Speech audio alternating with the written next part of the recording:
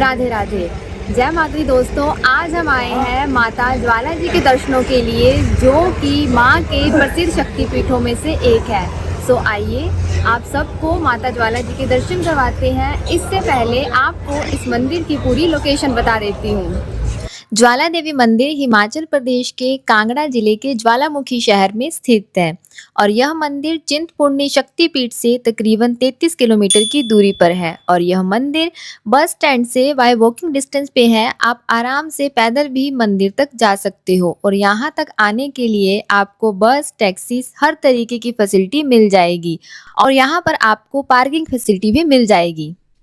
मंदिर तक पहुंचने के लिए आपको एक बहुत बड़ा बाजार मिलेगा। यहाँ से आप माता के लिए चुनरी, प्रसाद और घर के लिए जरूरत का सामान ले सकते हैं। काफी बड़ा यहाँ पे आपको बाजार देखने को मिलेगा और इसी के साथ साथ आपको रास्ते में वॉशरूम फैसिलिटी भी मिल जाएगी। माता रानी के मंदिर के लिए यहाँ पर प्रसाद 100 रुपए से मिलना स्टार्ट हो जाता है और थोड़ी सी सीढ़ियां चढ़ने के बाद हमें होते हैं दर्शन माता रानी के मंदिर के सुंदर से प्रांगण के।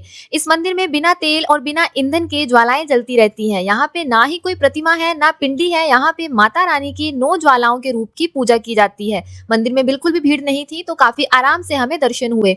यहाँ पर माता रानी की जीवागिरी थी और तब से माता रानी यहाँ पर ज्वाला रूप में विराजमान है। आपको बता दें कि मेन ज्वाला जी यहाँ पर सोने के गर्भगृह में है। जो आप कुंड में दर्शन करते हैं वो माता लक्ष्मी जी और सरस्वती जी हैं। मंदिर के साथ ही एक और मंदिर बना हुआ है। यहाँ पर माता जी की प्रतिमा की पूजा की जाती है और यहाँ पर अकबर ने सोने का छत्र चढ़ाया था, जो कि अब किसी ऐसी धातु का बन गया है जिसके बारे में किसी को भी नहीं पता है। इस पूरे छत्र का आपको आगे इतिहास बताऊंगी, इसके लिए वीडियो को एंड तक जरूर देखना। कहते हैं यहाँ पर समय समय पर बहुत से प्रयास किए गए इन ज्वालाओं को बुझाने के लिए। ब्रिटिश काल में माँ की इन ज्वालाओं का ऊर्जा के रूप में इस्तेमाल करने के लिए 1700 मीटर तक खुदाई की गई, जिसमें उन्हें कुछ भी नहीं मिला। जिसके बाद ओएनजीसी ने यहाँ पे खुदाई की यह देखने के लिए कि यहाँ पे तेल, गैस, ईंधन कुछ ना कुछ तो होगा, पर उन्हें भी यहाँ पर कुछ नहीं मिला। ऐसी कुछ यहाँ पर महामाई की अपार कृपा है। आइए अब आपको गोरख टिब्बी के दर्शन करवाते हैं। यहाँ पर गोरखनाथ जी ने 12 वर्ष तक तप किया। यहाँ पर एक ऐसा कुंड है जिसमें खोलता हुआ गर्म पानी है और अगर आप हाथ लगाकर देखोगे तो वो बिल्कुल ठंडा होता है। यहाँ पर माँ की ज्वाला से अग्नि प्रज्वलित होती है, जो कि आप अब सभी देखेंगे।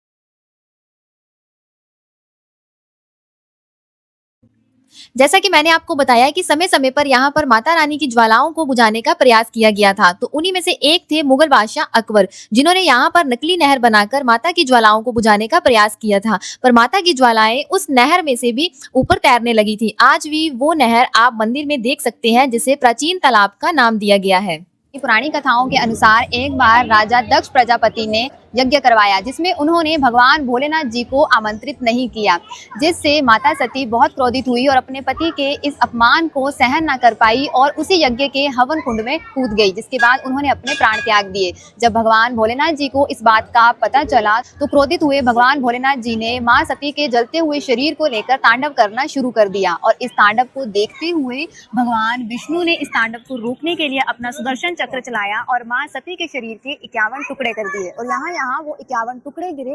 वहाँ आज के समय में 51 शक्तिपीठ बन चुके हैं। इस जगह पे माँ सती की जीव गिरी थी और आज यह एक प्रसिद्ध शक्तिपीठ बन चुका है, जिसे माँ ज्वाला जी के नाम से जाना जाता है।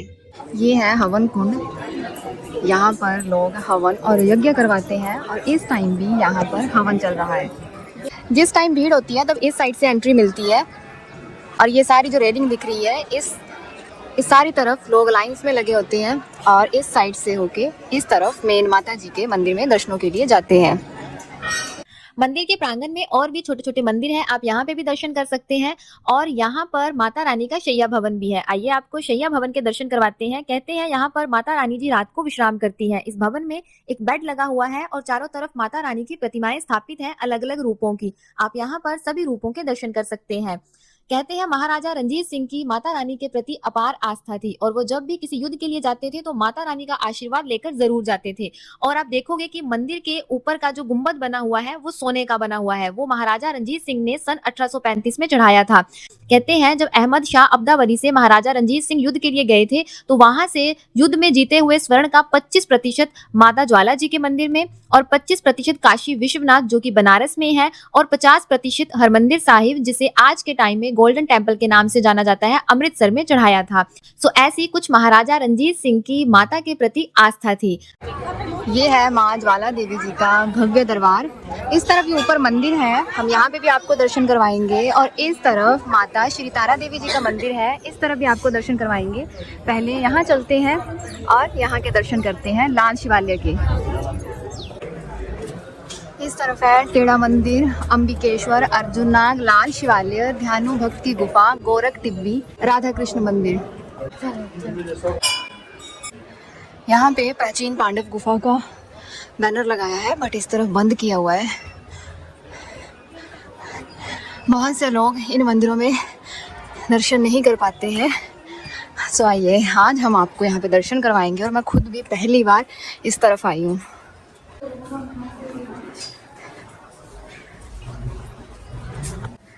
ये है ध्यानु भक्त की तपोस्थली। यहाँ पे उनकी मूर्ति बनाई हुई है। ध्यानु भक्त की गुफा के साथ ही आपको भोलेनाथ जी की सुंदर प्रतिमा के दर्शन होंगे और इसी के साथ साथ शिवलिंग के। यहाँ पर आपको श्री कल्की, बजरंग बली जी और वैष्णो देवी जी के दर्शन हो जाएंगे। अब आपको दर्शन करवाते हैं लाल शिवालय के।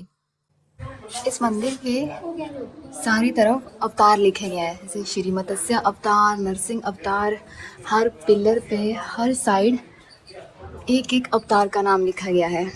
बहुत ही सुंदर और भव्य इस मंदिर की कलाकृति की गई है।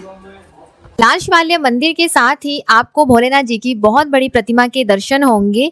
ये सारा लाल शिवालय मंदिर है। अब यहाँ पे आपको इसी मंदिर के साथ नवग्रहों के दर्शन करवाते हैं। सूर्य नारायण, चंद्रदेव, भूमिपुत्र, मंगल, युवराज, बुध, गुरु बृहस्पति, आचार्य शुक्र, न्यायमूर्ति शनिदेव, राहु, छायाग्रह, केतु, छायाग्रह, जोगी बाबा भर्तृ जी, दत्तात्रेय जी, बाबा बालकनाथ जी और अर्धनारीश्वर जी के यहाँ पे आप शनिदेव जी के भी दर्शन कर सकते हैं। इस मंदिर में भोलेनाथ जी के दर्शनों के साथ साथ नवग्रहों के भी दर्शन किए। अभी इससे आगे हम और ऊपर जा रहे हैं माता संतोषी जी के दर्शनों के लिए, और इस मंदिर में भी आप सबको दर्शन करवाते हैं। सीढ़ियाँ बहुत है। अभी तो माता तारा देवी जी के मंदिर में भी जाना है। हमें लगा था सीढ़ियाँ ख़त्म हो गई हैं और यहाँ आके पता लगा अभी तो शुरू हुई हैं। इस मंदिर से तो बिल्कुल जंगल वाली वाइब आ रही है। पेड़ ही पेड़ और कोई भी नहीं, सुनसान। यहाँ पे संतोषी माता जी के दर्शन हो गए और अर्जुन नागा जी के मंदिर के दर्शन कर लिए। अभी यहाँ से चलते हैं, अभी तारा देवी मंदिर के भी दर्शन करने हैं। काफ़ी अच्छा लग रहा है, रश नहीं है, भीड़ बिल्कुल ना के बराबर है, तो बड़े सुकून से और बड़े अच्छे से दर्शन हो रहे हैं। बात करते हैं, इस मंदिर में एक सोने का छत्र चढ़ा हुआ है, उसका इस मंदिर के साथ क्या इतिहास है, और इसी के साथ साथ ध्यानु भक्त जिसका आप सबने बहुत नाम सुना होगा, आज मैं उनके बारे में आपको बताऊंगी। कहते हैं ध्यानु भक्त 1000 लोगों के साथ माता रानी के दर्शनों के लिए आ रहे थे, तो दिल्ली में चांदनी चौक पे मुगल बादशाह अकबर के सिपाहियों ने ध्यानु भक्त और अन्य जितने भी यात्री थे उन सबको रोक लिया, जिसके बाद उन्हें दरबार में पेश किया गया। और अकबर ने पूछा कि आप सब कहाँ जा रहे हो, तो ध्यानु भक्त ने कहा कि हम सभी माँ ज्वाला जी के दर्शनों के लिए जा रहे हैं और हर साल हम माता रानी के दर्शनों के लिए जाते हैं। इस पर अकबर ने कहा कि ये माँ ज्वाला कौन है, जिसके बाद ध्यानु भक्त ने कहा माँ ज्वाला इस संसार की निर्माता और पालनहार है। वहाँ पर निरंतर ज्वाला जलती रहती है, बिना किसी ईंधन के, बिना किसी अन्य चीज़ के। जिसके बाद अकबर को संदेह हुआ और उन्होंने कहा कि मुझे माता की शक्ति पर यकीन नहीं है, अगर तुम इतने ही सच्चे भक्त हो तो कोई चमत्कार करके दिखाओ। जिसके बाद ध्यानु भक्त बोला कि वो माता का एक विनम्र भक्त है, वो किसी भी तरीके का चमत्कार नहीं कर सकता है। जिसके बाद अकबर ने कहा ठीक है, अगर तुम्हारी भक्ति सच्ची है तो माता रानी तुम्हारे सम्मान की रक्षा करेंगे। इस पर मुगल बादशाह अकबर ने ध्यानु भक्त के घोड़े की गर्दन काट दी और कहा कि अगर तुम्हारी भक्ति सच्ची हुई, माता रानी की महिमा सच्ची हुई, तो इस घोड़े की गर्दन जुड़ जाएगी और यह दोबारा जीवित हो जाएगा। जिसके बाद ध्यानु भक्त ने मुगल बादशाह अकबर से घोड़े के पुनरुद्धार के लिए 1 महीने का समय मांगा और वहां से अपनी यात्रा को आगे जारी रखने के लिए मुगल बादशाह अकबर से अनुमति ली। जिसके बाद ध्यानु भक्त और हजारों श्रद्धालुओं को अकबर ने अनुमति दी आगे बढ़ने के लिए और अपनी यात्रा को पूरी करने की। इसके बाद ध्यानु भक्त माता रानी के दरबार में पहुंचे और पूरी रात माता रानी की पूजा की। और सुबह होने पर ध्यानु भक्त ने कहा कि हे माता रानी, आप सर्वज्ञ हैं। मुगल बादशाह अकबर आपकी महिमा की परीक्षा ले रहे हैं और इसी के साथ साथ मेरी भक्ति की भी, जिस पर उसने मेरे घोड़े की गर्दन काट दी है। या तो आप मेरे घोड़े को जीवित कर दो, अन्यथा मैं अपना शीश काटकर आपको अर्पित कर दूंगा। जिसके बाद ध्यानु भक्त ने अपना शीश काटकर माता रानी को अर्पित कर दिया। और ध्यानु भक्त की भक्ति से प्रसन्न होकर माता रानी ने सभी भक्तों को दर्शन दिए और ध्यानु भक्त को दोबारा जीवित किया और कहा कि तुम्हारी भक्ति से मैं प्रसन्न हुई और तुम्हारा घोड़ा भी दिल्ली में जीवित कर दिया गया है। इधर जब दिल्ली में घोड़ा जीवित हो गया तो अकबर ने उसके बाद अपने सैनिकों को भेजा कि जाओ वहाँ देख के आओ कि ऐसा क्या है जो वहाँ की ज्योति, वहाँ की ज्वाला बुझ नहीं रही है। इसके बाद सैनिकों ने यहाँ पे लोहे की डिस्क लगाई, उसके ऊपर नहर बनाई, जिसके बाद भी यहाँ की ज्वाला बिल्कुल नहीं बुझी। जब अनेक प्रयासों के बाद भी ज्वाला नहीं बुझी तो सैनिकों ने इस विफलता की सूचना अकबर को दी। जिसके बाद अकबर ने अपने राज दरबारी विद्वानों से सलाह ली कि अब क्या किया जाए। इस पर विद्वानों ने कहा कि आप उचित प्रसाद चढ़ाइए और माफ़ी मांगिए। जिसके बाद बादशाह ने एक स्वर्ण का छत्र तैयार करवाया और पैदल माता रानी के दरबार तक यात्रा की और माता रानी के दर्शनों के लिए आया। और यहाँ आकर उसने जब अपना छत्र चढ़ाया उसने कहा कि ऐसा चढ़ावा किसी राजा ने पहले कभी नहीं चढ़ाया होगा। ऐसे घमंड भरे शब्दों के बाद माता रानी की जोत छत्र के साथ लगी, जिसके बाद छत्र नीचे गिर गया। वह छत्र एक सोने का छत्र था। वह छत्र ना सोने का रहा, ना ही किसी अन्य धातु, चांदी, तांबा, पीतल का। आज भी वह छत्र आप मंदिर में देख सकते हैं, जिसे माता रानी ने अस्वीकार किया। और जिसके बाद मुगल बादशाह अकबर ने माता रानी से माफ़ी मांगी और बहुत सारी प्रार्थनाएं की। जिसके बाद अकबर यहाँ से दिल्ली वापस लौट गया और वहाँ जाकर उसने अपने सिपाहियों को आदेश दिया कि माता रानी के दरबार में दर्शनों के लिए जाने वाले किसी भी श्रद्धालु को किसी भी तरीके की हानि ना पहुंचाई जाए। तो कुछ इस तरीके का इस क्षेत्र का इतिहास रहा है। चलिए अभी आगे चलते हैं, आगे आपको बाकी मंदिरों के दर्शन करवाते हैं। चलिए अब चलते हैं माता तारा देवी के दर्शनों के लिए। इसका रास्ता इस साइड से है। यहाँ पे जलकुंड भी है, कामना पूर्ति जलकुंड, और इसमें सिक्के डाले जाते हैं। यहाँ पे किसी भी तरीके का प्रसाद और फूल चढ़ाना मना है, क्योंकि यहाँ पे इसमें मछलियाँ भी हैं और एक कछुआ भी है। ये रहा, ये इस तरफ है टेढ़ा मंदिर, भैरव मंदिर और तारा देवी मंदिर। यहाँ पे आप वाटरफॉल भी देख सकते हैं, छोटा सा। माता तारा देवी का मंदिर बहुत ही सुंदर बनाया गया है। इतनी ऊंचाई पर है कि यहाँ से आपको पूरे ज्वाला जी का बहुत ही सुंदर सा दृश्य दिखाई देगा। यहाँ पर भी आपको नवग्रहों के दर्शन हो जाएंगे। नवग्रहों का यहाँ पे अलग से मंदिर बना हुआ है, यहाँ पर आप पूजा भी कर सकते हैं। ऊपर से आप नीचे का सारा मंदिर देख सकते हो। इस तरफ माता का शयन कक्ष है, इस तरफ माता ज्वाला जी का मेन मंदिर है, और इस तरफ हमने आपको दर्शन करवाए थे शिवालय मंदिर के, और इधर ऊपर संतोषी माता मंदिर के। और यहाँ से कुछ ऐसा नज़ारा दिखाई देता है।